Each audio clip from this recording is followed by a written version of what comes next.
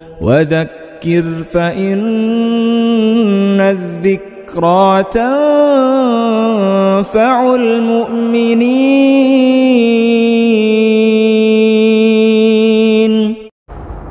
الحمد لله نحمده ونستعينه ونستغفره ونؤمن به ونتوكل عليه ونعوذ بالله من شرور أنفسنا ومن سيئات أعمالنا. من يهده الله فلا مضل له ومن يضلله فلا هادي له. ونشهد أن لا إله إلا الله وحده لا شريك له. ونشهد أن سيدنا ونبينا ومولانا محمدًا عبده ورسوله صلى الله تعالى عليه وعلى آله وأصحابه وبارك وسلم تسليما كثيرا. أما بعد فأعوذ بالله من الشيطان الرجيم. بسم الله الرحمن الرحيم. إن الشيطان لكم عدو فاتخذوه عدوا إنما يدعو حزبه ليكونوا من أصحاب السعير. بزرگان محترم اور برادران عزیز، یہ سورہ فاطر کی 6 نمبر کی آیت ہے۔ اس آیت پاک میں اللہ تبارک و تعالی ارشاد فرماتے ہیں، یقیناً شیطان تمہارا دشمن ہے، تم بھی اس سے دشمنی رکھو، اسے اپنا دوست بنانے کی کوشش مت کرو۔ اللہ تبارک و تعالی نے انسان کو اشرف المخلوقات بنایا ہے، اور اس اشرف المخلوقات کے دشمنوں میں سب سے کھلا دشمن، سب سے قدیم اور پرانا دشمن، جس کی انسان سے دشمنی معروف و مشہور بھی ہے، وہ شیطان ہے، اور اس میں کوئی شک شبہ بھی نہیں ہے۔ کائنات میں پھیلی ہوئی تمام برائیوں کا سرچشمہ وہی ہے۔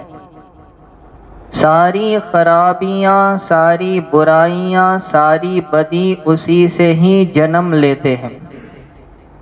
یہ ایسا دشمن ہے جو کبھی تھکتا نہیں، یہ ایسا دشمن ہے جو کبھی ہار مانتا نہیں ہے، یہ ایسا دشمن ہے جو کبھی کسی کے ساتھ نرمی نہیں کرتا، نہ کسی کے ساتھ مروت و انسانیت بتلاتا ہے، اس لیے کہ روز اول ہی سے اس نے انسان کو گمراہ کرنا ٹھان لیا ہے۔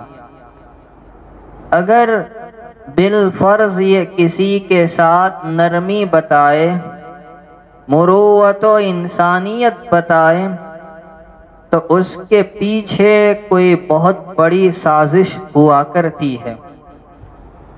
اس لیے اس مکار اور دھوکے باز دشمن کو پرکھنا اور اس کی دشمنی کو جاننا، اس کے ہتھ کنڈوں کو جاننا اور اس کے جال میں گرفتار ہونے سے بچنا ہمارے لیے نہایت ضروری ہے۔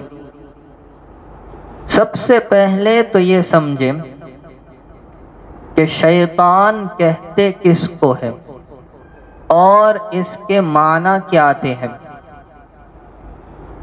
شیطان اس کے معنی کیا ہے؟ مفسرین کی ایک جماعت کا خیال یہ ہے کہ یہ لفظ بنا ہے شیطان سے، شین طا اور نون سے، جس کے معنی دور ہونے کے آتے ہیں۔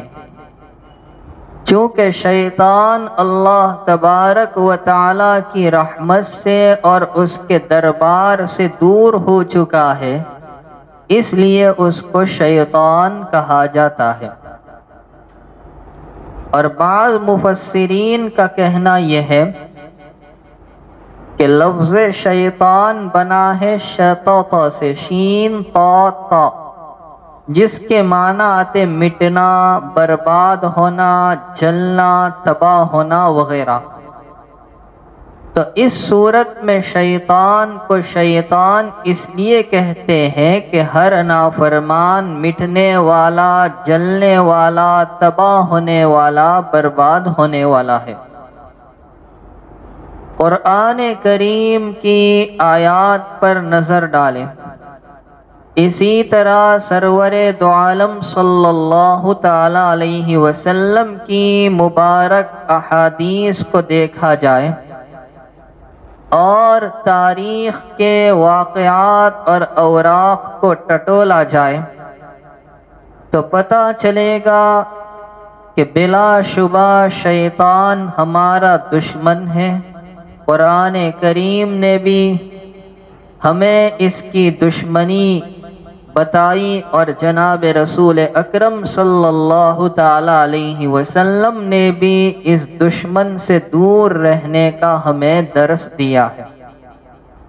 پہلے آپ کے سامنے ایک دو آیتیں پیش کروں اور پھر دو چار حدیث جناب رسول پاک صلی اللہ علیہ وسلم کی پیش کروں گا تاکہ اس مکار کی دشمنی ہمیں سمجھ میں آ جائے۔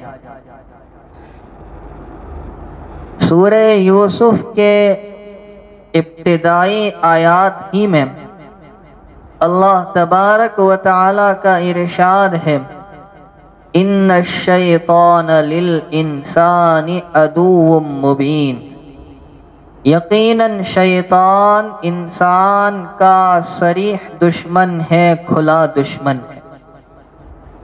اور سورہ فاطر کی یہ 6 نمبر کی آیت جو میں نے شروع میں آپ کے سامنے تلاوت کی، رب العالمین ارشاد فرماتے ہیں، ان الشیطان لکم عدو فاتخذوہ عدوا، یقیناً شیطان تمہارا دشمن ہے، تم اس کو دشمن سمجھو اور دشمنی رکھو۔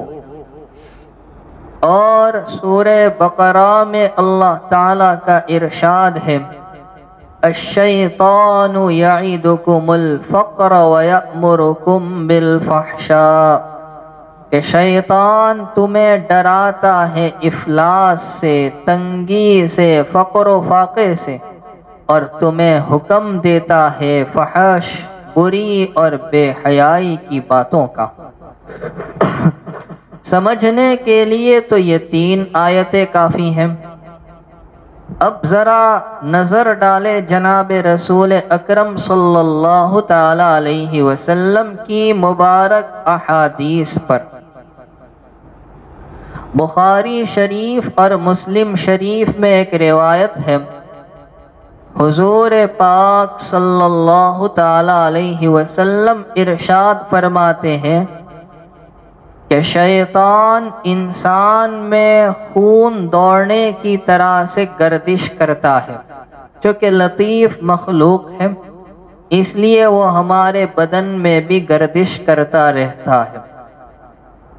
مسلم شریف میں ایک حدیث ہے، جناب رسول پاک صلی اللہ تعالی علیہ وسلم ارشاد فرماتے ہیں، ہر آدمی کے ساتھ اس کا ایک ہم نشین شیطان متعین ہے اور دوسرا ہم نشین فرشتہ ہوتا ہے۔ صحابہ کرام نے سوال کیا کہ اے اللہ کے رسول صلی اللہ علیہ وسلم، کیا آپ کے ساتھ بھی؟ فرمایا ہاں میرے ساتھ بھی، مگر اللہ تعالیٰ نے میری مدد فرمائی ہے، اس کے مقابلے میں اب میرا شیطان ایمان لے آیا ہے، وہ مجھے بھلی باتوں کا ہی حکم دیتا ہے۔ ایک اور روایت میں نبی کریم صلی اللہ علیہ وسلم ارشاد فرماتے ہیں کہ ابلیس اپنا تخت پانی پر لگاتا ہے، کوزوے پر جا کے دیکھنا لگا ہے یا نہیں، تو ابلیس پانی پر اپنا تخت لگاتا ہے، پھر اپنے لشکر کو روانہ کرتا ہے تاکہ لوگوں کو ورغلائے بہکائے، بس اس کے نزدیک سب سے مقرب وہ بنتا ہے جو فتنہ برپا کرنے میں مقدم ہوتا ہے۔ ایک آتا ہے، وہ کہتا ہے میں نے ایسا کیا، ابلیس اس کو کچھ کہتا نہیں۔ دوسرا آتا ہے، وہ کہتا ہے میں نے ویسا کیا، ابلیس اس کو بھی کچھ کہتا نہیں۔ پھر ایک آتا ہے، وہ کہتا ہے میں نے فلاں مرد اور اس کی بیوی کے درمیان لڑائی کروا دی، یہاں تک کہ دونوں میں جدائی ہو گئی، تفریق ہو گئی، طلاق کی نوبت آ گئی۔ ابلیس خوش ہو جاتا ہے اور اسے اپنے پاس بٹھا لیتا ہے۔ امام اعمش رحمت اللہ علیہ جو مشہور محدث ہے، ان کی روایت میں ہے کہ ابلیس اتنا خوش ہوتا ہے کہ اس کو اٹھ کر اپنی چھاتی سے چمٹا لیتا ہے۔ اسی طرح رئیس المفسرین حضرت عبداللہ ابن عباس رضی اللہ تعالیٰ عنہما سے روایت ہے، حضور پاک صلی اللہ تعالیٰ علیہ وسلم نے ارشاد فرمایا کہ شیطان انسان کے دل پر گھٹنے ٹیکے ہوئے کتے کی طرح بیٹھا رہتا ہے، جب بندہ اللہ کا ذکر کرتا ہے تو پیچھے ہٹ جاتا ہے، اور جب بندہ غفلت کرتا ہے تو وسوسے ڈالنے لگتا ہے، اور اس کے مکر و فریب سے کوئی بچ نہیں سکتا سوائے چند مخصوص بندوں کے۔ اللہ ہم سب کی حفاظت فرمائے۔ حضرت عبداللہ ابن مسعود رضی اللہ تعالیٰ عنہ کی روایت ہے، نبی اکرم سرکار دو عالم صلی اللہ تعالیٰ علیہ وسلم نے ارشاد فرمایا، ابن آدم پر ایک اثر شیطان کا ہوتا ہے اور ایک اثر فرشتے کا ہوتا ہے۔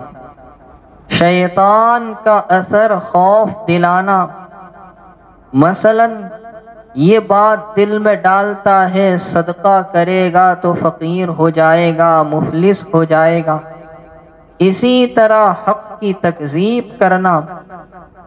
اور فرشتے کا اثر خیر کا وعدہ یاد دلانا، اللہ کی تصدیق کرنا ہے۔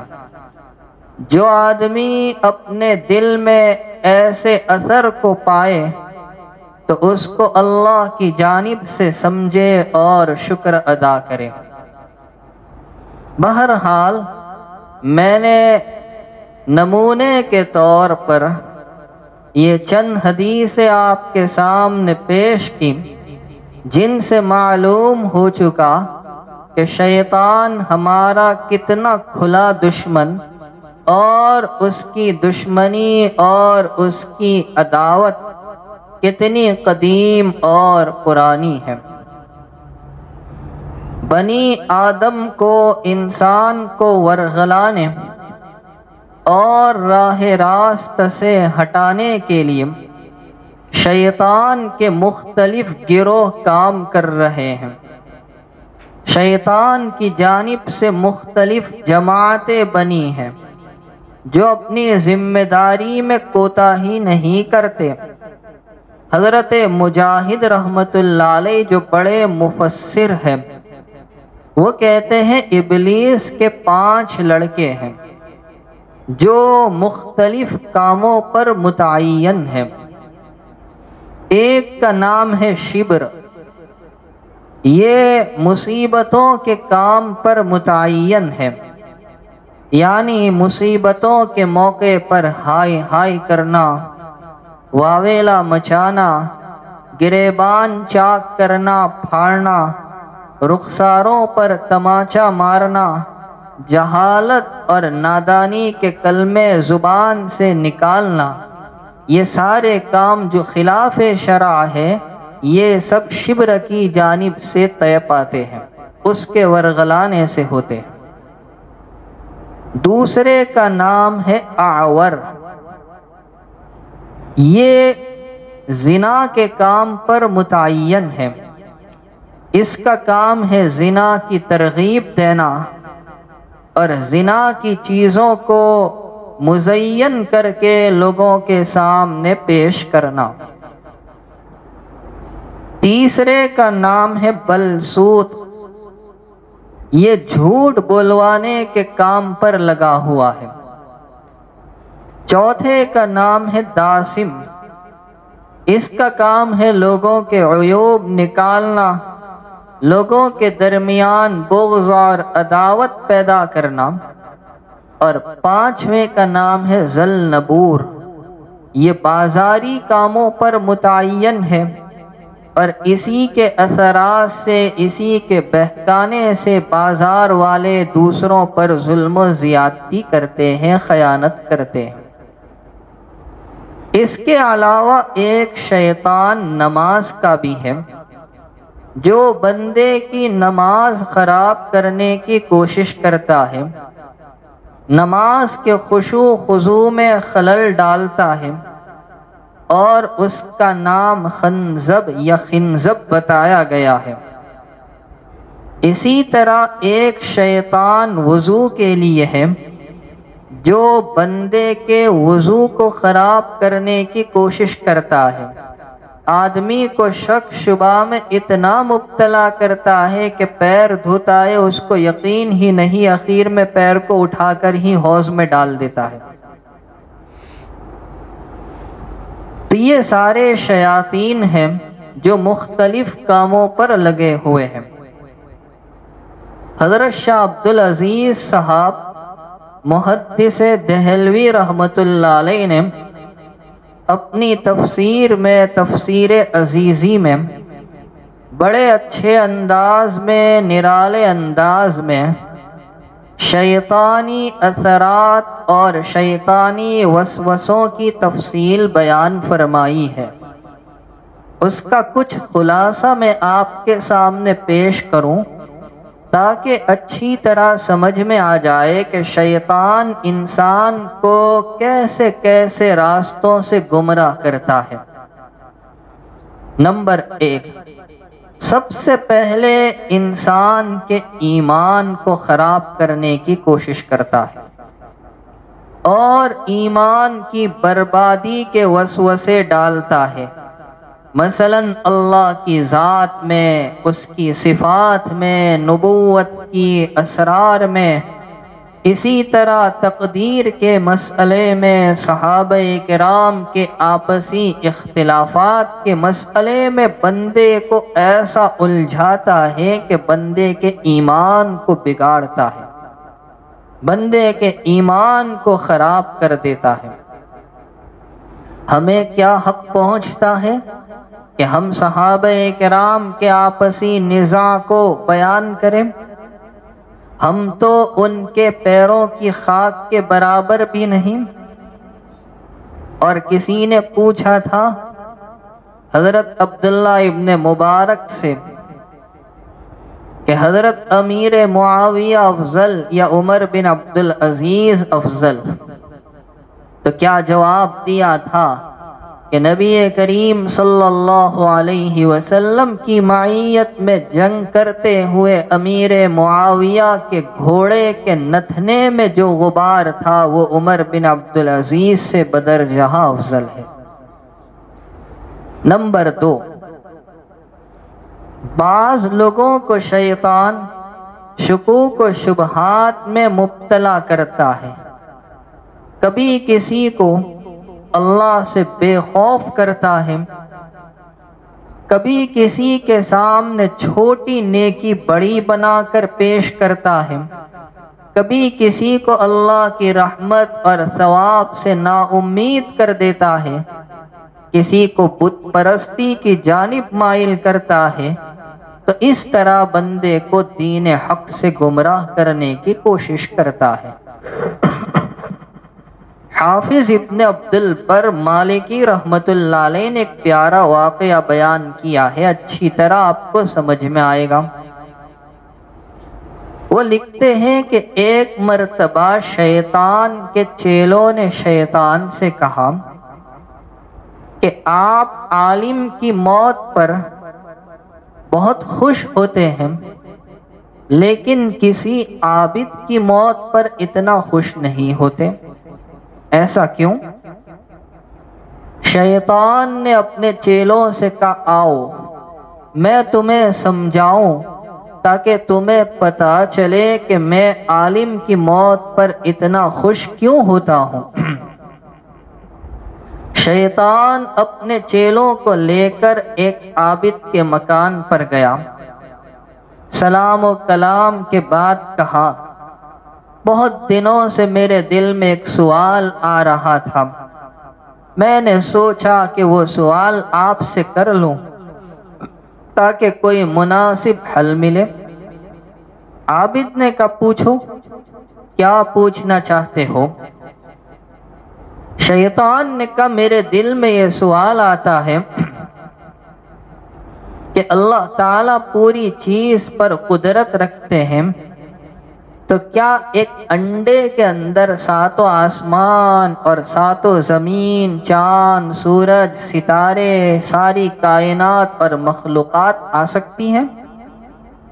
اب وہ عابد جاہل تھا، بے وقوف تھا، شیطان کا سوال سنتے ہی حیرت میں پڑ گیا، کہا ساتوں آسمان، ساتوں زمین، چاند، سورج، ستارے، ساری مخلوقات اتنے چھوٹے سے انڈے میں کہاں سے آ سکتی ہے؟ اس نے جواب دیا، نہیں آ سکتی۔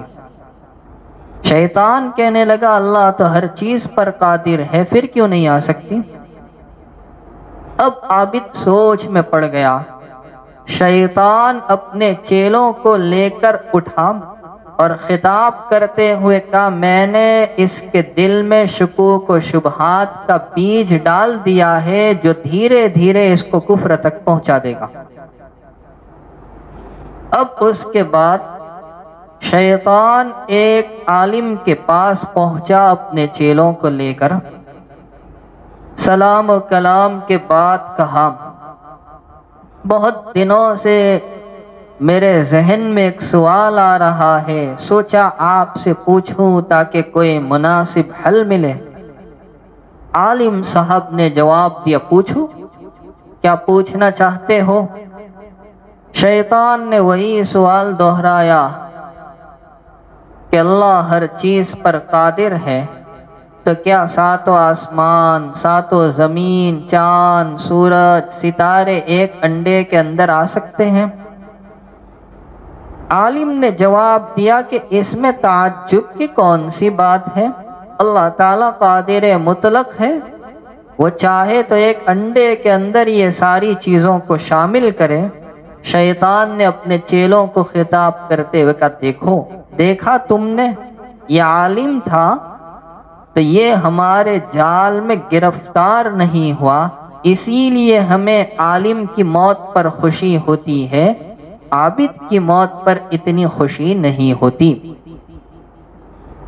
امام غزالی رحمت اللہ علیہ نے اپنی کتاب احیاء العلوم میں بیان کیا ہے، ایک مرتبہ ایک آدمی نے دیکھا ایک درخت ہے اور لوگ اس کی پوجا پاٹ کرتے ہیں۔ یہ دیکھ کر اس آدمی کے دل میں خیال آیا کہ اس درخت کو کاٹ کر اکھاڑ کر پھینک دینا چاہیے، جو اللہ کی عبادت میں مانع بن رہا ہے، رکاوٹ بن رہا ہے۔ کیونکہ اس کی وجہ سے لوگ شرک اور بت پرستی میں مبتلا ہیں۔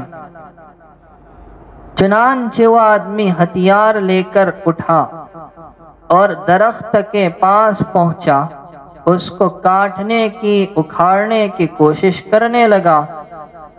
شیطان انسانی شکل میں وہاں آ گیا اور پوچھنے لگا کہ کیا کر رہے ہو؟ اس نے جواب دیا کہ میں اس درخت کو اکھاڑ رہا ہوں، اس لیے کہ یہ اللہ کی عبادت میں رکاوٹ کا ذریعہ بن رہا ہے، اس کی وجہ سے لوگ شرک اور بت پرستی کی جانب جا رہے ہیں۔ شیطان نے کہا ایسا مت کرو، لوگوں نے بہت محنت سے اس کو بویا ہے، بڑا کیا ہے، اور بہت سے لوگوں کو اس کی وجہ سے چھاؤ ملتی ہے، لیکن یہ آدمی اپنے ارادے پر ڈٹا ہوا تھا، جمع ہوا تھا کہ کسی بھی طرح اس درخت کو اکھاڑ دینا ہے۔ شیطان نے جب یہ دیکھا کہ یہ بندہ کسی بھی طرح باز آنے والا نہیں، تو کہا میری ایک درخواست قبول کر لے اور درخت کو نہ کاٹے۔ اس نے پوچھا بتاؤ کیا بات ہے؟ شیطان کہنے لگا میری درخواست یہ ہے کہ اگر تم اس کو کاٹنے کا ارادہ چھوڑ دو گے تو ہم تم کو اس کے بدلے میں روزانہ 2 درہم دیں گے۔ اب وہ آدمی دنیا کی محبت میں گرفتار تھا، لالچ میں پھنسا، کہا مجھے روزانہ 2 درہم ملیں گے، اس کا ذمہ دار کون؟ شیطان کہنے لگا میں ذمہ دار ہوں، جب تم صبح کی نماز سے فارغ ہوں گے تو تمہارے مصلے کے نیچے سے 2 درہم تمہیں مل جایا کریں گے، تو تم اس پر راضی ہو جاؤ لیکن درخت کو مت کاٹو۔ چنانچہ وہ آدمی جس ارادے کو لے کر گیا تھا اس ارادے کو چھوڑ کر گھر آ گیا، اور اس کے ذہن میں، اس کے دماغ میں درہموں کا خیال گردش کرنے لگا۔ اگلے دن فجر کی نماز سے فارغ ہوا، مصلی اٹھا کر دیکھا تو واقعی اس کے نیچے 2 درہم تھے، بہت خوش ہوا، اٹھا کر جیب میں رکھ لیے۔ ایک مدت تک یہ سلسلہ چلتا رہا کہ فجر کی نماز پڑھتا، مصلی اٹھاتا اور نیچے سے 2 درہم نکل آتے۔ کچھ دنوں کے بعد درہم آنا بند، سلسلہ ختم ہو گیا۔ تو اب اس آدمی نے دوبارہ ہتھیار اٹھائے اور چلا درخت کو کاٹنے کے لیے، اور درخت کے قریب پہنچا، شیطان پھر آ گیا، پوچھا میاں کیا کر رہے ہو؟ کہ درخت کاٹ رہا ہوں۔ تم نے تو وعدہ کیا تھا کہ روزانہ 2 درہم ملیں گے، اور اب تو درہم ملنا بند ہو گئے ہیں، اس لیے میں پورا ارادہ کر کے آیا ہوں کہ اس درخت کو اکھیڑ کر پھینک دوں گا۔ شیطان نے کہا اب کچھ فائدہ ہونے والا نہیں ہے، اب تم لاکھ کوشش کرو درخت کو اکھیڑ نہیں سکتے۔ پہلے جب تم آئے تھے تو تم اخلاص کے ساتھ اللہ کے لیے اس کام کو کرنے کا ارادہ لے کر آئے تھے، تو تمہارے اس عمل کے اندر اخلاص موجود تھا، اور اب جب تم آئے ہو تو اخلاص غائب ہو چکا ہے، درہموں کے لالچ میں تم آئے ہو، اب تم کتنی ہی کوشش کرو گے تمہیں کامیابی نہیں مل سکتی۔ چنانچہ وہ چھوٹا سا منہ لے کر چلا گیا۔ تو یہ ہے اثر شیطان کا کہ اس طرح سے بھی وہ بندے کو گمراہ کرتا ہے۔ نمبر 3، جب ایمان کے راستے سے اور شکوک و شبہات کے راستے سے بندہ بہکتا نہیں، اس کی جال میں پھنستا نہیں، تو اب شیطان بندے کی نماز کو خراب کرتا ہے۔ اسی لیے میں نے آپ کو بتایا کہ نماز کا مستقل ایک شیطان ہے جس کو خنزب کہا جاتا ہے، اور بندے کی نماز کو خراب کرنے کی کوشش کرتا ہے، نماز کے خشوع اور خضوع کو غائب کر دیتا ہے، رکعات کی تعداد میں شک پیدا کروا دیتا ہے کہ مصلی آ کر کہتا ہے امام صاحب آپ نے تو 3 رکعت پڑھائی 4 کے بجائے، ظہر کی تو 4 رکعت ہے۔ امام صاحب کہتے نہیں بھائی 4 پڑھائی کا نہیں 3 پڑھائی ہے، میری 4 دکانیں ہیں، چاروں رکعت میں ہر دکان کا حساب کر لیتا ہوں، ابھی تو 3 ہی دکان کا حساب ہوا، آپ نے 3 ہی پڑھائی ہے۔ تو اس طرح سے بندے کی نماز کو خراب کرتا ہے۔ نمبر 4، جب رمضان المبارک کا مہینہ آتا ہے تو اولاً مؤمن بندوں کو روزے سے غافل کروا دیتا ہے۔ کتنوں کے ذہن میں یہ بات ڈالتا ہے تو روزہ رکھے گا، کھینچے گا کیسے؟ کوئی بات نہیں، مضبوط رسے لے آئیں گے، اس سے کھینچنے کی کوشش کریں گے۔ 15 گھنٹے کا روزہ ہے اور اپریل مئی کی سوکھی گرمی پڑ رہی ہے، تو روزے کیسے رکھے جائیں گے؟ آج کتنے ہٹے کٹے مضبوط نوجوان آپ کو ملیں گے، چائے کی لاریوں پر کھلے عام چائے پیتے ہیں اور ان میں ذرا بھی شرم نہیں۔ میں نے دیکھا حضرت مفتی عبد الرحیم صاحب لاجپوری رحمت اللہ علیہ 100 سال کے اوپر کی عمر، 102 سال کی عمر میں ان کا انتقال ہوا،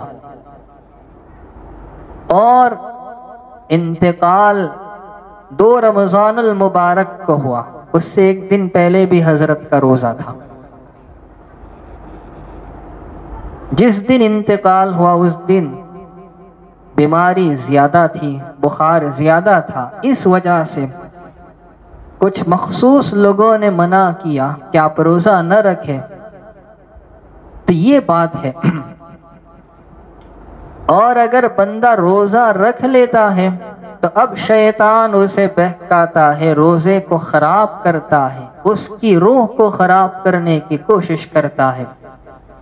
نمبر 5، جب کوئی بندہ صاحب نصاب ہوتا ہے تو زکوٰۃ نہ دینے کی طرف مائل کرتا ہے، اس کو فقر و فاقے سے ڈراتا ہے، فضول اور حرام کاموں میں خرچ کرنا دکھاتا ہے، اور اگر بندے نے زکوٰۃ دے بھی دی تو اس کے اندر ریاکاری، دکھاوا، شہرت، اپنے آپ کو سخی کہلانے کا شوق وہ پیدا کر دیتا ہے۔ نمبر 6، بندہ اگر صاحب استطاعت ہو اور اس پر حج فرض ہو تو اولاً شیطان اس کو فرض حج سے روکتا ہے کہ تو حج کے لیے جائے گا، تیری عقل ٹھکانے پر ہے، 3-3.5 لاکھ روپے چلے جائیں گے، ابھی تو لڑکی کی شادی کرنا ہے، ابھی تو دکان پر سامان لانا ہے، تو باولا تو نہیں ہو گیا۔ تو اولاً اس کے سامنے مختلف قسم کے خرچے پیش کرتا ہے، اور اگر بندہ حج کے لیے چلا گیا تو پھر اس کو الگ راستے سے گمراہ کرتا ہے۔ اسی طرح بعض لوگوں کو عورتوں کی جانب رغبت و میلان میں مبتلا کر کے بہکاتا ہے، جس کا نتیجہ یہ ہوتا ہے کہ مدتوں کی عبادت، ریاضت اور مجاہدے کے ذریعے بندے کے دل میں جو نور پیدا ہوا، چند لمحے میں وہ نور ختم ہو جاتا ہے، بلکہ بعض مرتبہ تو انسان کفر تک پہنچ جاتا ہے۔ اسی طرح کچھ لوگوں کو بار بار غصہ دلا کر بہکاتا ہے، اور اس وقت یہ وسوسے ذہن میں ڈالتا ہے کہ دیکھ، اگر تو نے غصہ پورا نہیں کیا تو ہمیشہ کے لیے تجھے ذلتی اور رسوائی اٹھانی پڑے گی، آج موقع ہے، جتنا بولنا ہے بول لے۔ اسی طرح راہ خدا میں جان و مال کی قربانی کو مشکل بنا کر پیش کر کے بھی بعض بندوں کو بہکاتا ہے، اور کفار کے لیے بتوں کے سامنے مر جانا، بتوں کے لیے اپنی اولاد اور جانوروں کی بلی دینا، ایسے غلط کاموں پر ابھار کر بہکاتا ہے۔ تو یہ ساری تفصیل ہے شیطان کے بہکانے کی، جو شاہ عبدالعزیز صاحب محدث دہلوی رحمت اللہ علیہ نے اپنی تفسیر میں بیان کی ہے۔ میرے بھائیوں، کہنے کا منشا یہ ہے کہ انسان کو بہکانے کے لیے شیطان کے پاس ہزاروں تدبیریں اور مختلف قسم کے جال ہیں۔ ان سارے جالوں میں پھانس کر بنی آدم کو وہ بہکاتا ہے، گمراہ کرتا ہے۔ شیطان کا ایک جال غصے کا ہے، اسی لیے فرما غصہ یہ شیطان کا اثر ہے۔ اگر کسی کو غصہ آئے تو وہ وضو کر لے۔ کیوں؟ اس لیے کہ غصہ شیطان کی وجہ سے، شیطان بنا ہے آگ سے، اور آگ کو بجھانے والی چیز پانی ہے۔ سرور دو عالم صلی اللہ علیہ وسلم نے غصے کا علاج بتا دیا کہ کسی کو غصہ آ رہا ہو تو وہ وضو کر لے۔ ایک پیغمبر ہے، ان کا نام ہے حضرت الیسع علیہ السلام۔ جب بوڑھے ہو گئے تو انہوں نے اپنی قوم کو جمع کر کے فرمایا کہ میں اپنی زندگی میں کسی کو اپنا جانشین، اپنا نائب بنانا چاہتا ہوں، جو میرے بعد میرے کاموں کو انجام دیتا رہے، لیکن جو بھی میرا جانشین ہوگا اس میں کتنی باتیں ہونی چاہیے؟ 3 باتیں۔ کون سی؟ نمبر 1، ہمیشہ دن میں روزے رکھتا ہو۔ نمبر 2، ہمیشہ رات میں جاگ کر عبادت کرتا ہو۔ اور نمبر 3، اس کو کبھی غصہ نہ آتا ہو۔ جب انہوں نے یہ باتیں پیش کی تو مجمع میں سے کوئی نہیں اٹھا سوائے ایک آدمی کے، جو عام طور پر لوگوں کی نظروں میں حقیر اور معمولی سمجھا جاتا تھا۔ اس نے کہا جناب آپ کی یہ تینوں شرطیں میرے اندر ہے۔ حضرت الیسع علیہ السلام نے دیکھا یہ معمولی قسم کا آدمی ہے، بات پر یقین نہیں آیا ہوگا، تو اس دن فیصلہ نہیں کیا۔ اگلے دن پھر لوگوں کو جمع کیا، یہی بات پیش کی، کوئی نہیں اٹھا مگر وہی بندہ جو گزشتہ کل اٹھا تھا۔ چنانچہ آپ نے اس کو اپنا جانشین طے کر دیا۔ اب اس آدمی کی عادت تھی کہ ہمیشہ رات میں قیام کرتا، دن میں روزہ رکھتا، اور دوپہر میں تھوڑی دیر کے لیے قیلولہ کرتا سنت طریقے پر، اور کبھی اس کو غصہ نہیں آتا۔ ایک دن دوپہر میں قیلولہ کے لیے، آرام کے لیے جب اپنی خوابگاہ میں آیا تو شیطان ایک ضعیف کمزور بوڑھے کی شکل میں آیا، دروازے پر دستک دی۔ آپ نے پوچھا کون ہے؟ کہا میں بوڑھا ہوں، ستم رسیدہ ہوں۔ آپ نے دروازہ کھول دیا۔ اس کے بعد اس بوڑھے نے اپنی داستان بیان کرنا شروع کی کہ مجھ پر لوگوں نے طرح طرح کے ظلم کیے ہیں، اور ظلم کی اتنی لمبی داستان سنائی کہ آرام کا قیلولے کا سارا وقت جاتا رہا۔ فرمایا بھائی تم ابھی جاؤ، شام میں ہماری مجلس میں آنا، ہم تمہارے لیے فیصلہ کریں گے۔ اس طرح سے دوپہر کا آرام چلا گیا۔ شام میں جب مجلس قائم ہوئی، وہ کیوں آتا؟ وہ تو شیطان تھا، اس کو کیا ضرورت تھی آنے کی؟ آپ نے مجلس میں چاروں طرف نظر دوڑائی مگر وہ بڑے میاں نظر نہیں آئے۔ اگلے دن صبح کی مجلس میں بھی نظر نہیں آئے، اور اگلے دن جب دوپہر میں پھر قیلولہ کا آرام کا وقت ہوا اور آپ اپنی خوابگاہ میں پہنچے، پھر دروازے پر دستک اور حضرت والا موجود، اور پھر بیان کیا۔ حضرت نے فرمایا کہ بھائی ہم نے تمہیں شام کو بلایا تھا، تم شام میں نہیں آئے، صبح کی مجلس میں تم نظر نہیں آئے۔ تو اس نے کہا کہ میرے جو ظالم ہیں، مجھ پر ظلم کرنے والے ہیں، وہ بڑے خبیث لوگ ہیں۔ جب مجھے دیکھتے ہیں میں آپ کی مجلس میں جاتا ہوں تو مجھ سے وعدہ کرتے ہیں کہ مت جاؤ، ہم تم کو تمہارا حق دے دیں گے، اور جب میں نہیں جاتا تو اپنے وعدے سے پھر جاتے ہیں۔ پھر اتنی لمبی داستان سنائی کہ سارا وقت چلا گیا آرام کا۔ فرمایا شام کو آنا، ہم تمہارے لیے فیصلہ کریں گے۔ شام کی مجلس میں نہیں آیا۔ اس کے بعد اگلے دن صبح کی مجلس میں نہیں آیا۔ اب تیسرا دن ہے، یہ صاحب 3 دن سے سوئے نہیں، رات کا آرام تو ہوتا ہی نہیں تھا، اور 2 دن سے تو دوپہر کا آرام بھی نہیں ہو رہا تھا۔ گھر والوں کو بھی کہہ دیا کہ کسی کو آنے مت دینا، اور اندر سے دروازہ بند کر دیا۔ وہ بڑے میاں پھر اسی وقت پہنچے۔ باہر جو پہرا دے رہے تھے انہوں نے اندر جانے سے روکا، مگر یہ تو لطیف مخلوق ہے، اوپر ایک روشن دان کھڑکی، اس میں سے کود کر آ گیا۔ انہوں نے جب دیکھا، آنکھ کھلی کہ بڑے میاں اندر موجود اور دروازے کو اندر سے کڑی لگی ہے، تو سمجھ گئے اور کہا تو دشمن خدا شیطان ہے۔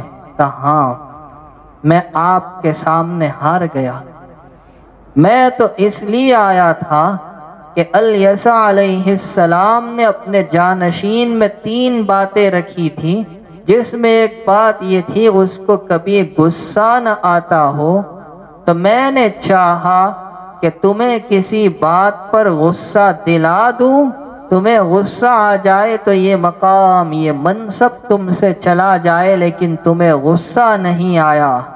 اس وقت سے ان صاحب کا نام ہو گیا ذوالکفل۔ ذوالکفل کے معنی نصیبے والا، تقدیر والا۔ تو یہ حضرت ذوالکفل علیہ السلام کا واقعہ مفسرین نے بیان کیا ہے۔ مجھے بتانا ہے شیطان کا ایک جال غصے کا ہے، اسی طرح اس کا ایک جال حسد اور حرص کا ہے، لالچ کا۔ یہ دونوں مہلک مرض ہے۔ علماء نے لکھا ہے حضرت نوح علیہ السلام جب کشتی میں سوار ہوئے تو آپ نے کشتی میں شیطان کو دیکھا، پوچھا بھائی تو کون ہے؟ کہا میں تو بدنام زمانہ شیطان ہوں۔ کہا تو یہاں کیوں آیا؟ کہا آپ کے ساتھیوں کے دلوں میں اثر ڈالنے کے لیے۔ فرما نکل جا، اس کشتی سے نکل جا۔ کہا مجھے مت نکالو، 5 باتیں ہیں جن کی وجہ سے میں لوگوں کو بہکایا کرتا ہوں، مجھے مت نکالو، میں 5 میں سے آپ کو 3 بتا دیتا ہوں۔ اللہ تبارک و تعالی نے حضرت نوح علیہ السلام کی جانب وحی فرمائی کہ بڑا اداکار کھلاڑی ہے، اس کو کہو 3 نہیں وہ 2 بتا جو تو چھپا رہا ہے، جس کی وجہ سے تو بندوں کو بہکاتا ہے، گمراہ کرتا ہے۔ تو جب نوح علیہ السلام نے فرمایا بھائی 3 نہیں وہ 2 بتا جو تو چھپا رہا ہے، کہ ایک حسد اور ایک ہے حرص، لالچ۔ حسد کی وجہ سے مجھ پر لعنت ہوئی، مجھے مردود کیا گیا، اور حرص کی وجہ سے میں نے حضرت آدم علیہ السلام سے اپنی حاجت پوری کی، اس لیے کہ سوائے ایک درخت کے جنت کی ساری چیزیں ان کے لیے حلال تھی، مگر وہ صبر نہ کر پائے اور حرص ہی کی وجہ سے ان کو جنت سے نکالا گیا۔ اسی طرح شیطان کا ایک جال شکم سیری کا جال ہے، یعنی بعض بندوں کو خوب پیٹ بھر کر کھلواتا ہے، جس کے ذریعے انسان کو عبادات میں سستی آنے لگتی ہے۔ امام غزالی رحمۃ اللہ علیہ نے مکاشفۃ القلوب میں بیان کیا ہے، حضرت یحییٰ علیہ السلام نے ایک مرتبہ شیطان کو دیکھا کچھ اٹھا کر جا رہا ہے، پوچھا بھائی کیا چیز ہے؟ کہا یہ خواہشات کے پھندے ہیں، ان کے ذریعے میں لوگوں کو پھانستا رہتا ہوں۔ حضرت یحییٰ علیہ السلام نے پوچھا میرے لیے بھی کوئی فندہ ہے؟ کہا کبھی کبھار میں رات کو زیادہ کھانا کھانے پر آپ کو ورغلا دیتا ہوں، جس کی وجہ سے رات کی عبادات میں آپ کو سستی آنے لگتی ہے۔ اللہ کے نبی علیہ السلام حضرت یحییٰ علیہ السلام نے فرمایا آج کے بعد میں کبھی پیٹ بھر کر نہیں کھاؤں گا۔ اس نے کہا آج کے بعد میں کسی انسان کے ساتھ خیر خواہی بھی نہیں کروں گا۔ اسی طرح شیطان کا ایک جال لالچ کا، طمع کا ہے۔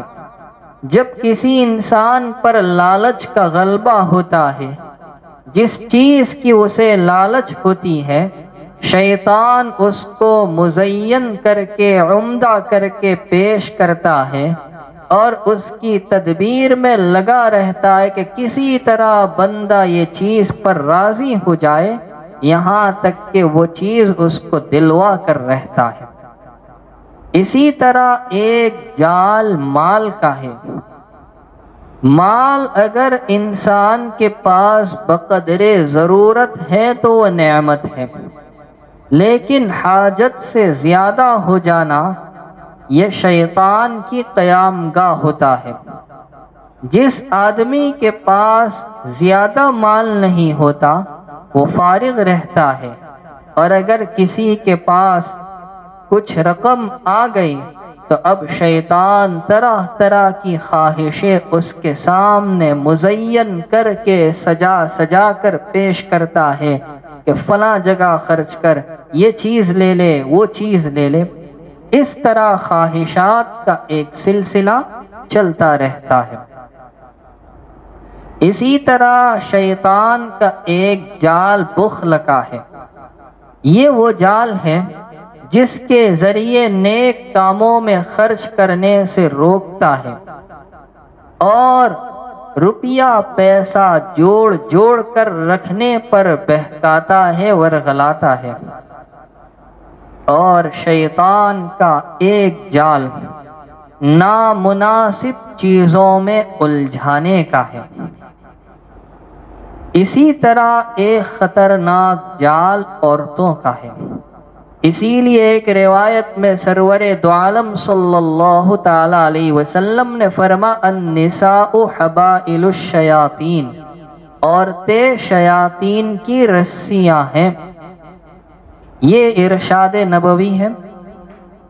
مولانا روم رحمۃ اللہ علیہ نے اپنی کتاب مثنوی شریف میں بیان کیا ہے کہ جب ابلیس ملعون کو رب العالمین نے اپنے دربار سے نکالا تو اس نے قسم کھائی میں تیرے بندوں کو گمراہ کروں گا۔ لَآتِيَنَّهُم مِّن بَيْنِ أَيْدِيهِمْ وَمِنْ خَلْفِهِمْ وَعَنْ أَيْمَانِهِمْ وَعَنْ شَمَائِلِهِمْ، آؤں گا تیرے بندوں کے پاس آگے سے، پیچھے سے، دائیں سے، بائیں سے، ہر سمت سے آ کر انہیں بہکاؤں گا۔ لیکن اتنا مکار کھلاڑی تھا کہ اس نے اللہ ہی سے درخواست کی کہ تیرے بندوں کو بہکانے کے لیے مجھے کوئی مضبوط جال دے دے جس میں لوگوں کو شکار کرنا آسان ہو جائے۔ رب کائنات نے پہلے اس کے سامنے سونے، چاندی اور گھوڑوں کے ریوڑ کا جال پیش کیا، اس لیے کہ فطرتاً، طبیعتاً انسان ان چیزوں کی جانب مائل ہوتا ہے، اور قرآن کریم میں بھی یہی کہا گیا زُيِّنَ لِلنَّاسِ حُبُّ الشَّهَوَاتِ مِنَ النِّسَاءِ وَالْبَنِينَ وَالْقَنَاطِيرِ الْمُقَنطَرَةِ مِنَ الذَّهَبِ وَالْفِضَّةِ وَالْخَيْلِ الْمُسَوَّمَةِ وَالْأَنْعَامِ وَالْحَرْثِ۔ شیطان نے کہا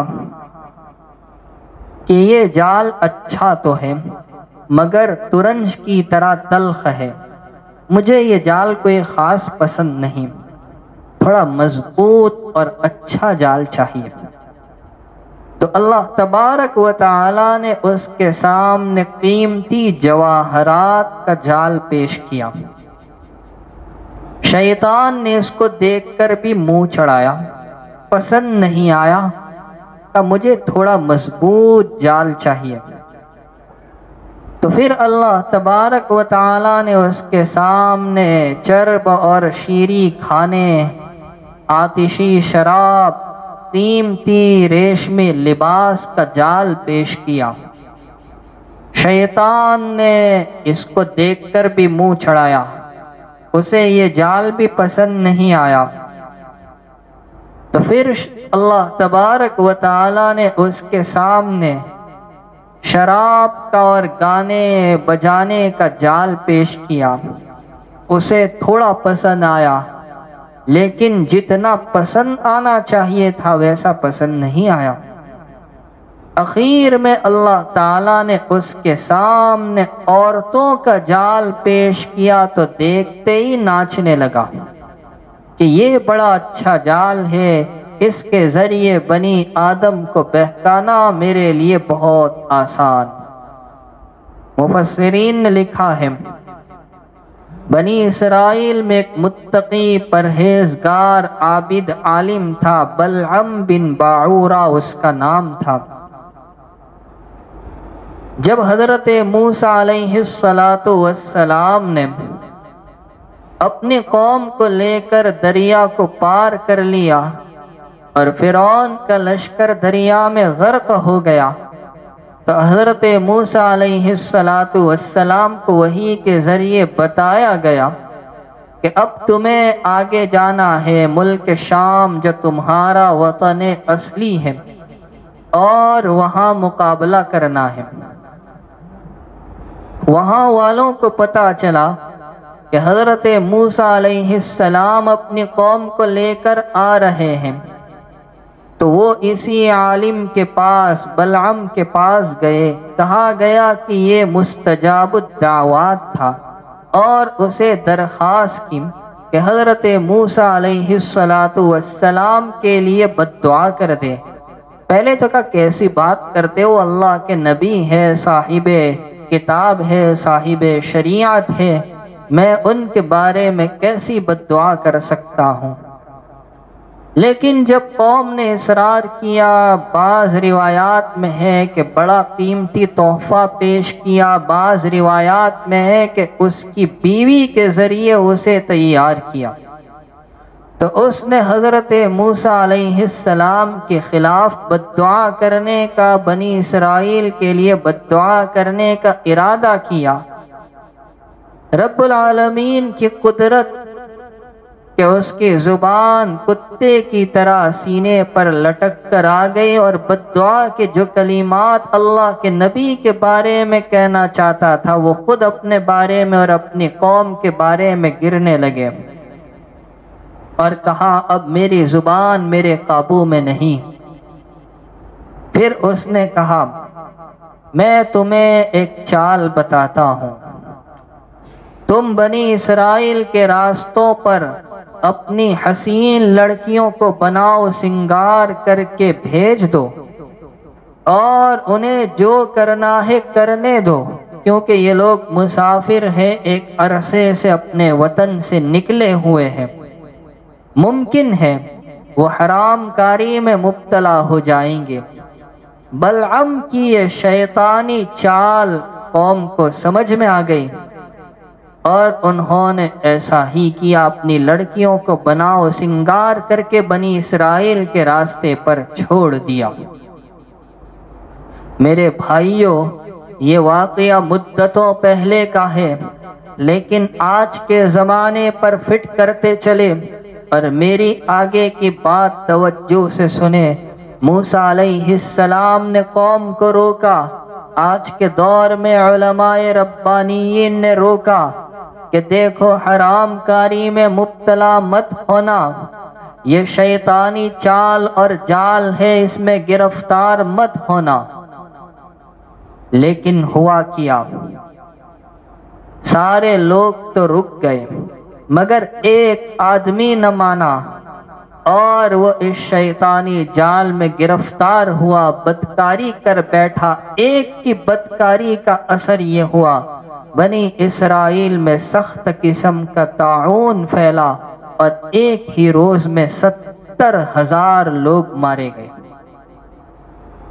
میرے بھائیوں، ایک آدمی کی بدکاری کا یہ اثر، تاج تو نبی رحمت صلی اللہ علیہ وسلم کے امتی کہلانے والے ہزاروں لاکھوں لوگ بدکاری میں مبتلا ہیں۔ پھر یہ ہوا کہ اس مجرم کو قتل کر کے سولی پر ٹانگ دیا، تب جا کے یہ طاعون کا مرض دور ہوا۔ تو شیطان کے مختلف جال۔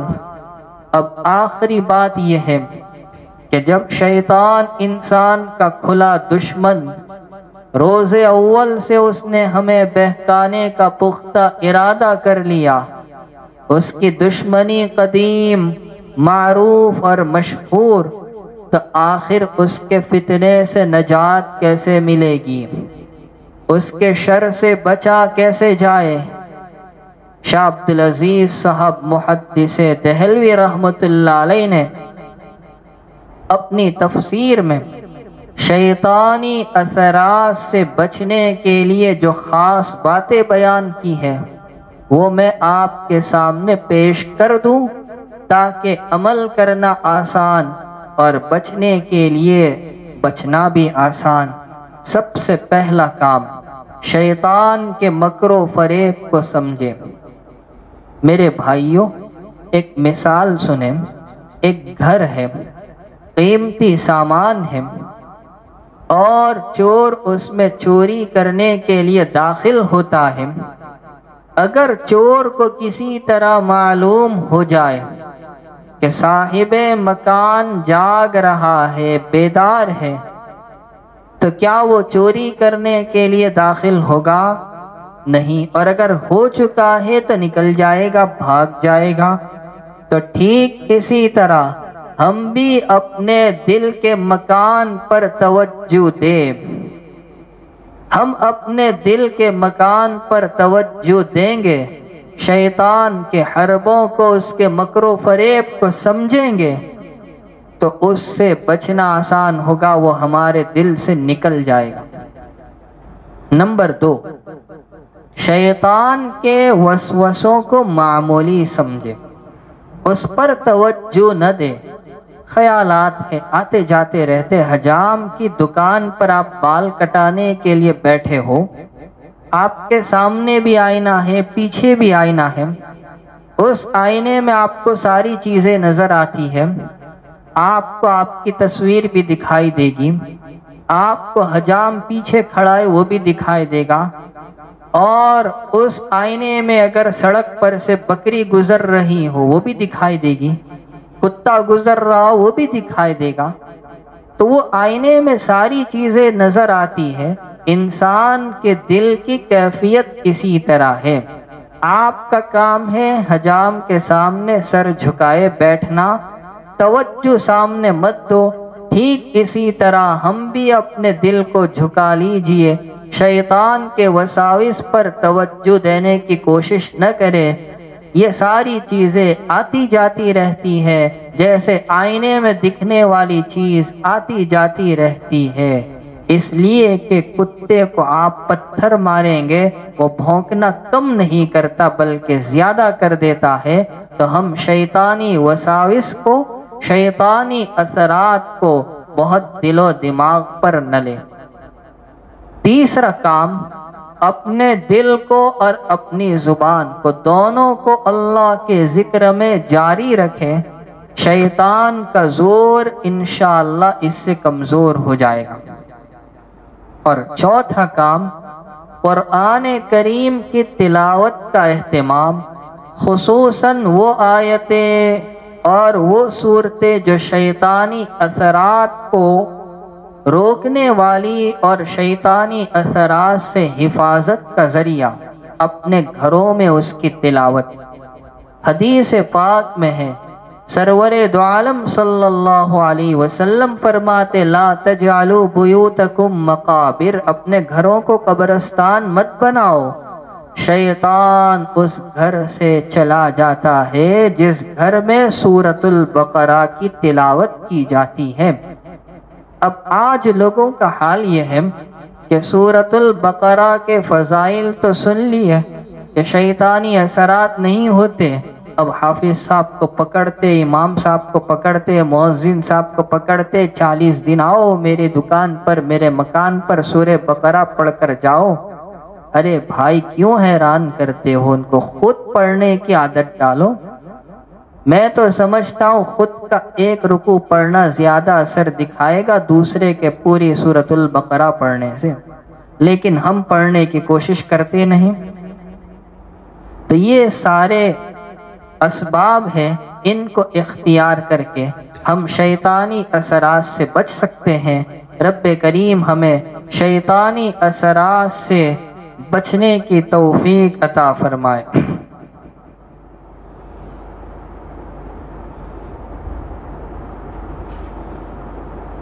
الطاف بھائی اجنی صاحب کے سالے حسین عبدالکریم بیلم بلیشور والے بہت بیمار ہیں۔ اسی طرح محمد حنیف غلام شیخ بیمار ہے، وسیم بھائی مکرانی بھاؤ نگر والے اور تبسم عارف بھاؤ نگر والے بیمار ہیں۔ مرحوم عباس بھائی لکڑے والوں کی اہلیہ سخت بیمار ہیں۔ اللہ تبارک و تعالی تمام بیماروں کو شفائے کاملہ نصیب فرمائے۔ زیب النساء غلام رسول ملک گڈو بھائی کی والدہ اور رخسانہ بانو گورو بھائی بٹلر کی بہن، یہ دونوں بھی بیمار ہیں۔ اللہ تبارک و تعالی ان تمام کو صحت کاملہ، شفائے کاملہ، عاجلہ دائمہ مستمرہ عطا فرمائے اور تمام پریشانیوں کو دور فرمائے۔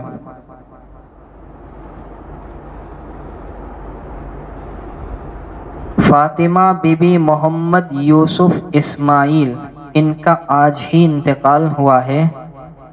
جناب محمد یوسف صاحب اسماعیل یہ بیچارے آنکھوں سے معذور بھی ہے، اور ان کی یہ مرحومہ اہلیہ بڑی خدمت کیا کرتی تھی، اور میری والدہ سے بھی مرحومہ کا اچھا تعلق تھا۔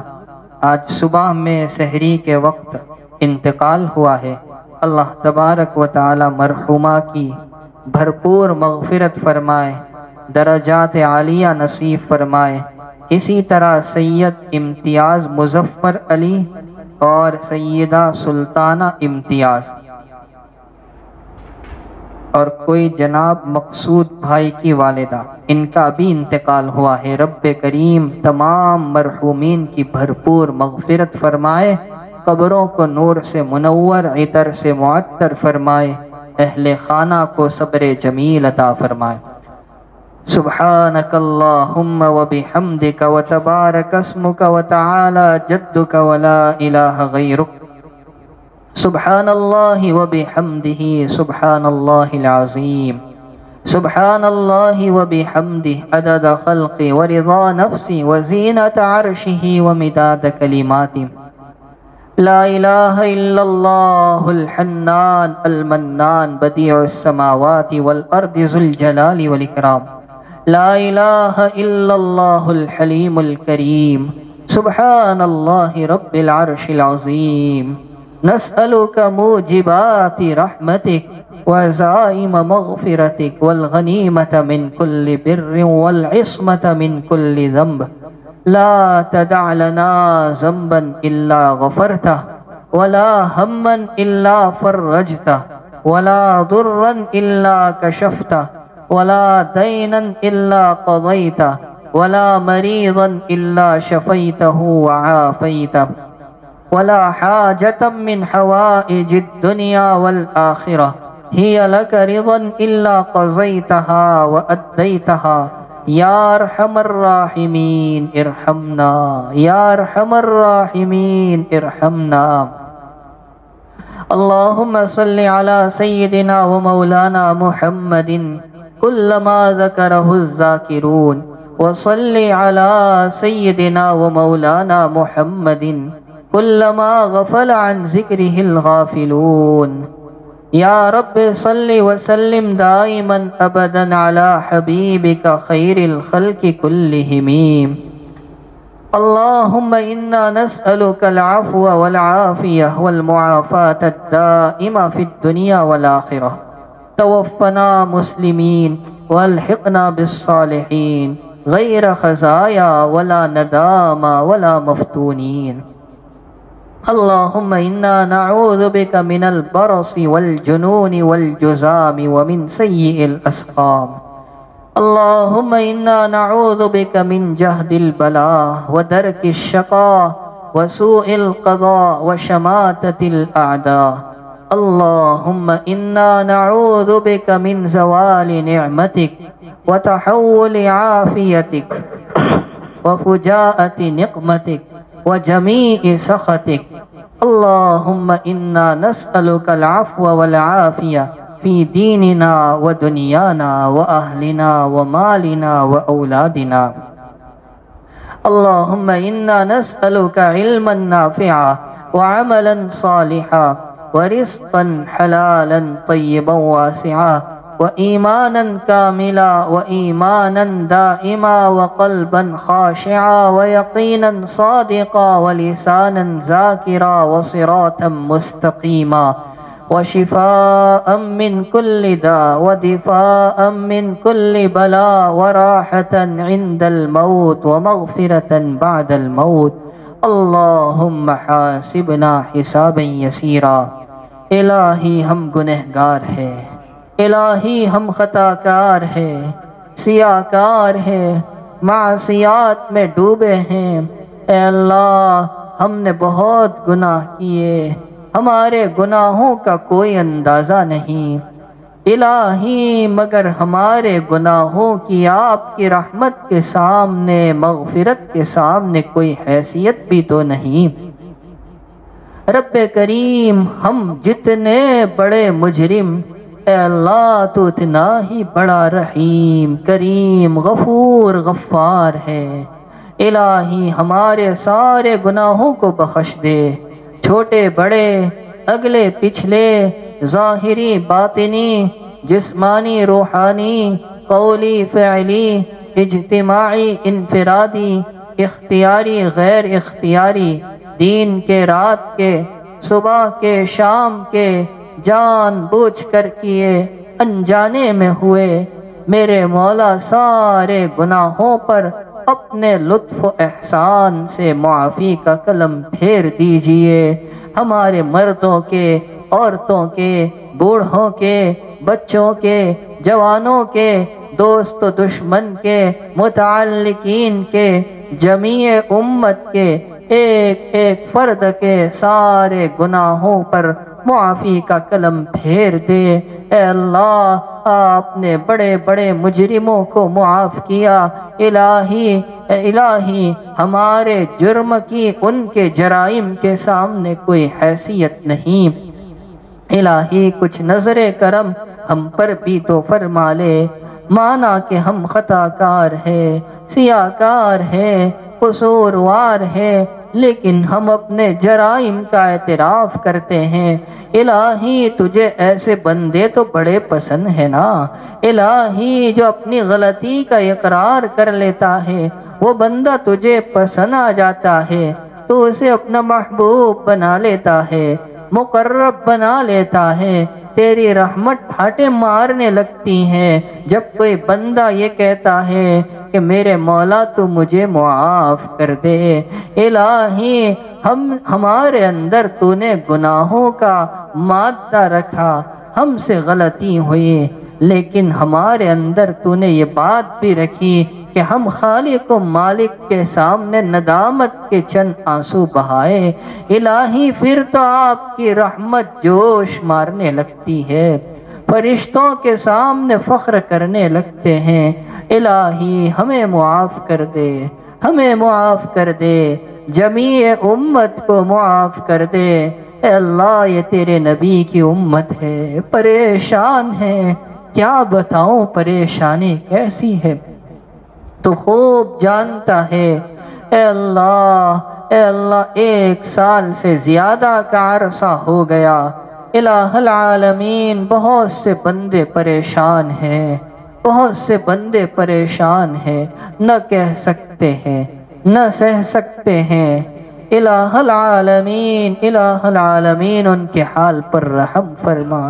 بہت سے بستر علالت پر پڑے ہوئے ہیں، اے اللہ، تڑپ تڑپ کر جان دے رہے ہیں۔ اے اللہ، یہ تیری عجیب قدرت کہ کسی جانور نے، کسی کتے نے، کسی بکری نے، حتیٰ کہ کسی خنزیر نے بھی آکسیجن نہ ملنے کی وجہ سے تڑپ تڑپ کر جان دی ہو۔ میرے مولا، ہم کتنے گئے گزرے ہیں، تو ہمارے حال پر رحم فرما۔ یہ واقعی تیرا عذاب ہے۔ اے اللہ، تو امتحان لینا چاہتا ہے، لیکن تو جانتا ہے نا ہم کتنے کمزور ہیں، ہمارا امتحان نہ لے۔ رب کریم، جب ہم اپنے دوستوں کے حالات پر نظر ڈالتے ہیں اور جائزہ لیتے، فلاں چلا گیا، فلاں چلا گیا، اے اللہ، کتنوں کی جوان بیویاں بیوہ ہو گئی اور کتنوں کے معصوم بچے یتیم ہو گئے، اے اللہ، کتنوں کے والدین چل بسے۔ الہ العالمین، الہ العالمین، ہر ایک کی مغفرت فرما، جو چلے گئے تو ان کی مغفرت فرما۔ اے اللہ، تیرا کرم اور تیرا شکر کس زبان سے ادا کروں کہ وبا کے اس ماحول میں بھی تو نے ہمیں بچا کر رکھا ہے۔ الہی، یہ تیرا واقعی انعام ہے، اور آج کے دور میں یہ بہت بڑی نعمت ہے۔ میرے مولا، میرے پاس اس دولت و نعمت کے شکرانے کے الفاظ نہیں ہیں۔ الہی، آئندہ بھی ہماری حفاظت فرمانا، آئندہ بھی ہماری حفاظت فرمانا۔ الہی، جو دنیا سے چلے گئے، اے اللہ، انہیں مرتبہ شہادت عطا فرما، ان کے گھر والوں کو صبر جمیل عطا فرما۔ اے اللہ، ان کے معصوم بچوں کی غیب سے کفالت فرما۔ اے اللہ، آپ کا ہر فیصلہ حکمت سے بھرا ہوتا ہے۔ ہم نہیں جانتے کہ فلاں جوان کے جانے کے پیچھے، اس کی بیوی کے بیوہ ہونے کے پیچھے، بچوں کے یتیم ہونے کے پیچھے آپ کی کیا مصلحت کام کر رہی ہے۔ الہی، آپ کا ہر فیصلہ بالکل صحیح، بالکل ٹھیک ہوتا ہے۔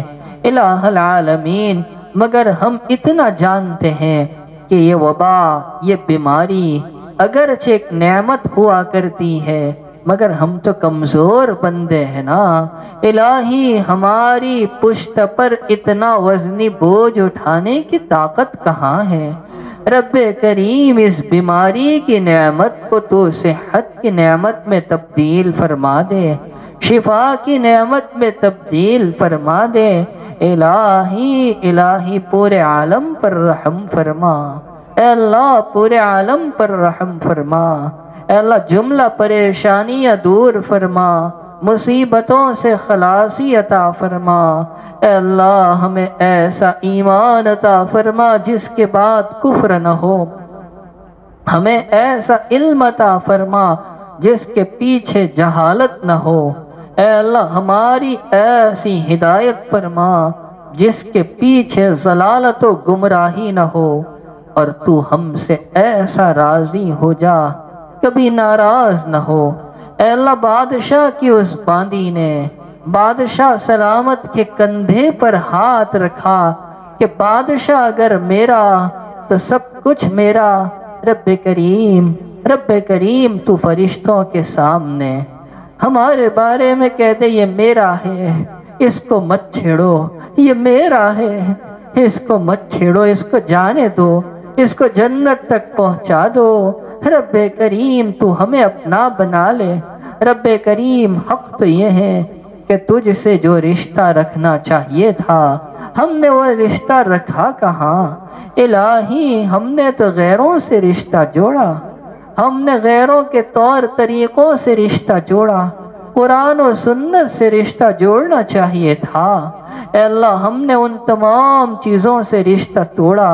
الہی تو ناراض ہو گیا، الہی تو ناراض ہو گیا۔ آسمان کی جانب نگاہ اٹھاتے ہیں، صاف نظر آتا ہے کہ آسمان والی ذات رٹھی ہوئی ہے، اسے کیسے منائے؟ پروردگار تجھے منانا مشکل کہاں ہے، مگر کہ دو آنسو نکالو تو بھی تو مان جاتا ہے، غلطی سے پکارو تو بھی مان جاتا ہے۔ الہی تو کتنا رحیم ہے، کتنا کریم ہے، تیرے کرم کی انتہا نہیں، تیرے رحم کی انتہا نہیں۔ اے اللہ جملہ پریشانیاں دور فرما، جملہ مصیبتوں سے نجات عطا فرما۔ اے اللہ ہم سب پر اپنا خصوصی فضل و کرم شامل حال فرما، بے مکانوں کو عافیت والا مکان عطا فرما، بے دکانوں کو عافیت والی دکان عطا فرما۔ الہی آخرت کی رسوائی سے بچا، اپنے عرش کے سائے میں مقام عطا فرما۔ سرور دو عالم صلی اللہ علیہ وسلم کی زیارت، شفاعت اور آپ کے نورانی ہاتھوں سے حوض پر جام کی لذت نصیب فرما۔ پل صراط پر نور تام عطا فرما، بجلی کی رفتار پار لگا دے، جہنم کے سارے خوفناک ڈراؤنے ماحول سے نجات عطا فرما، اور جنت الفردوس میں اعلیٰ مقام محض اپنے لطف و احسان سے نصیب فرما۔ وصلی اللہ تعالی علی خیر خلقہ محمد وآلہ وصحبہ اجمعین برحمتک یا ارحم الراحمین۔